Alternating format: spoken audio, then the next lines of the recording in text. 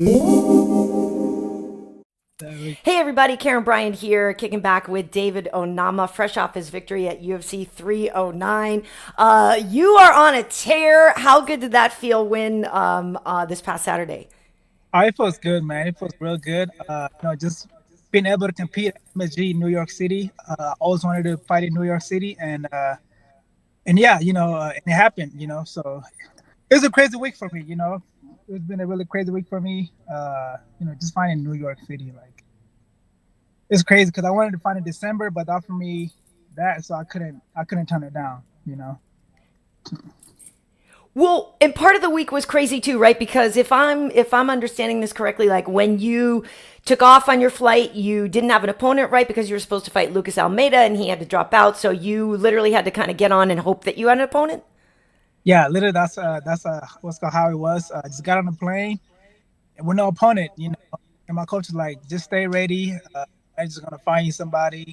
Don't worry about it. You're gonna find somebody. So I did a good job of listening to my coach, and I just stayed ready. I still drank my water. Did everything I had to do. So professional and did my job. And then as soon as I landed in New York, I got a text saying I'm gonna be fighting Roberto. And for me, like I was like, okay, good. We gotta fight. We gotta fight now. I get to compete, at MSG this weekend. I didn't care who it was or like, whoever they put in front of me because I was ready to have my fight camp. So it didn't really matter to me. I was just thankful that I finally got somebody, to compete. Like who does not want to compete at MSG? So yeah, man. So when I got appointed, I was so happy. I'm like, good. We're good. I'm glad I listened to my coach, stay focused, and I still did my job. So. Yeah, it is a dream come true, I would imagine, for an athlete or a musician. Like I've been to I used to live in Manhattan, and I went to so many shows at Madison Square Garden and all that. It is incredible. I want to ask you because you're with Factory X, and so with the whole time you're telling me this, I can hear Mark's voice in my head. Like Mark Montoya is such a great guy, and we all know his like I know his tone of voice, and I feel like he can be very calming when you need that. What was that like for you though, having to switch gyms, right? Because you were formerly a Glory guy with James Krause, and you had to move, right? So how has that relationship been coming along with Factory X and Mark? Yeah, man. So when I moved to Factor X, I remember like my first day, and like I felt welcome immediately. Uh, it felt like a family to me because a lot of them they don't really accept you like that. But I felt like with Mark, like we connected, and I felt like it was like where I belong. When I came to KC, like I feel like I developed as a fighter, not just a fighter, even like in a person. What I mean, I feel I developed so much, just in person. Yeah, man, Mark is a wonderful coach. Love training with him. I was, I, lo- I love training at Factory X and just learning from Mark. It was first month was hard for me, just trying to learn him and just everything like the training, like the altitude in Denver was hard for me. So that it was just hard leaving the family back, moving to Denver. It's a whole different city, like the weather. It Yeah. was just crazy. But I had to do what's best for me. So. Right. Well, it certainly has worked out, and I'm curious for you, what you're hoping for, right? Because like you're there at Factory X, you got Yusuh Zalal, who I freaking love. Okay, I love this kid, and he's on a tear. He's in your corner. He just won. I'm guessing that it probably feels good, right? That there's some positive momentum between the two of you guys, but at the same time, you and Yusuh are in the same weight class. I know, right? Yeah, man, used to be that's like my brother, he's Yeah. a wonderful teammate to me. Helps me a lot in my camps. He's my main training partner. A lot to me, him being my teammate and how we can help each other. And I take him all my camps.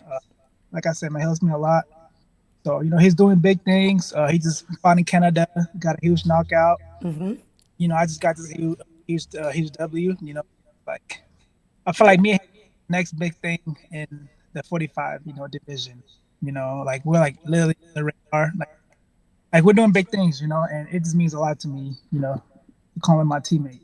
So I love that. You guys are definitely doing big things, and I want to say because you won your last three, and honestly, I feel like, and maybe I'm wrong, but I feel like the fight that put you on the map was the Nate the Train fight, right? Nate Landwehr. Even though that one didn't go your way, like you won all these other fights, that's the one that didn't go your way. But I feel like that's the one where everybody was like, "Oh my God, who is David Onama? Like, what the hell?"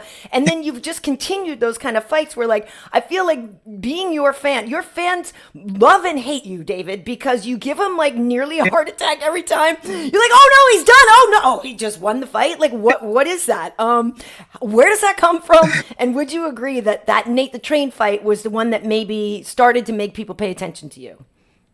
Yes, I do believe that. I feel like when I fought Nate, I feel like that fight put me on the map, like on the radar for sure.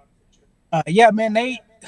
Like to this day, I still, thinking about that fight. Like, I'm so glad that happened because look where I'm at now. Yeah. And everybody know me. I come out like I love to fight, and I'm a dog, and I'm just hard like to put away. I just want to give the fans what they want to see, and yeah, man, that Nate fight was crazy. One of the craziest. If you want to watch MMA, go watch that fight. If you don't know who I am, go watch that Nate fight first, and then you'll see. Like, I'm not gonna go away. I'll be there for sure. I love it. And I feel like it's a shame when we put you in the apex. Like you're a guy that needs a crowd. A lot of fighters need crowds, but like you're a guy that should only ever be fighting in front of a crowd.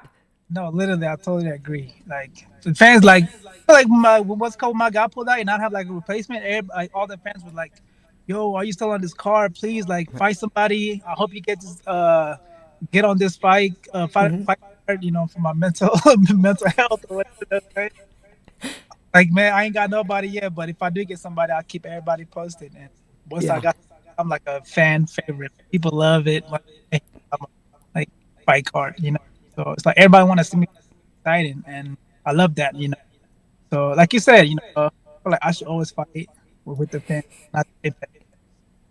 Yeah, it's great. You really do have a lot of you're great in front of a crowd. And I will ask before I let you go.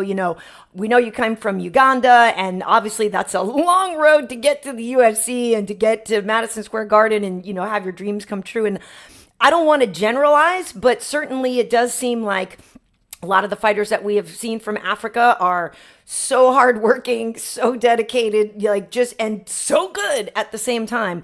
I don't want to put words in your mouth, but like, does your resiliency in a fight come from the fact that you've already struggled so much in your life? Yes, it does. It does. Yeah. So just be from Africa, not having nothing was ever given to me. Me, my parents, we always have to work for, our own, and, back home, we didn't have nothing. So with my parents, brought us America, for better education, better freedom, special education, I graduated from high school, but, didn't have the money for college. So the only thing I was good at was fighting, So I'm like, look, I'm just gonna fight. I'm gonna train, and hopefully, things goes, right for me. So, yeah, man, not just me not having nothing makes me want to work hard, So, I'm here now, just trying to do the best thing I can do for my family because I know back home they struggle. So I'm just trying to give back to them, all the struggle they've been through. So I'm trying to do my best to make their life easier and give them everything that they never had. Nice.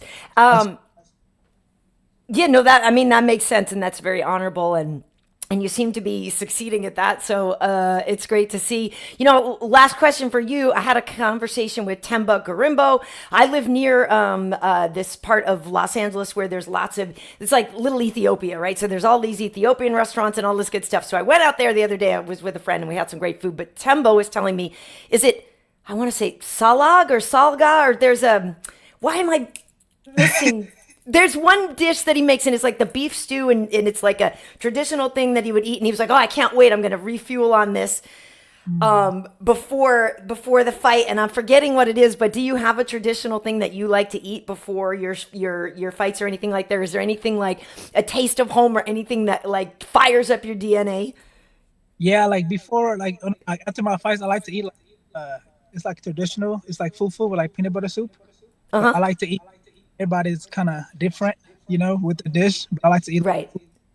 peanut butter soup. That's one of my favorite dishes back home. Okay. Nice, Everybody nice, nice. Well, different little taste and different. yeah, yeah, yeah. Well, it's whatever it is, it's working for you. It's doing great. So how quickly do you think you'd like to fight again? So yeah, so after my fight, Sean Shelby actually came backstage and was like, he's like, "Yo, I'm proud of you. Congrats on your fight, man. You look good. I'm gonna try to get your book back as soon as possible, and I'll try to get back either next year, probably like February or March. So I'm just gonna take this week off and then get back to training next week. Cool. So hopefully February, March. Nice. Well, and you timed it out well too. You timed it out so that you can actually enjoy Thanksgiving. I always feel bad for the folks fighting like that first week of December, like, oh, or like the first week in January, like, oh.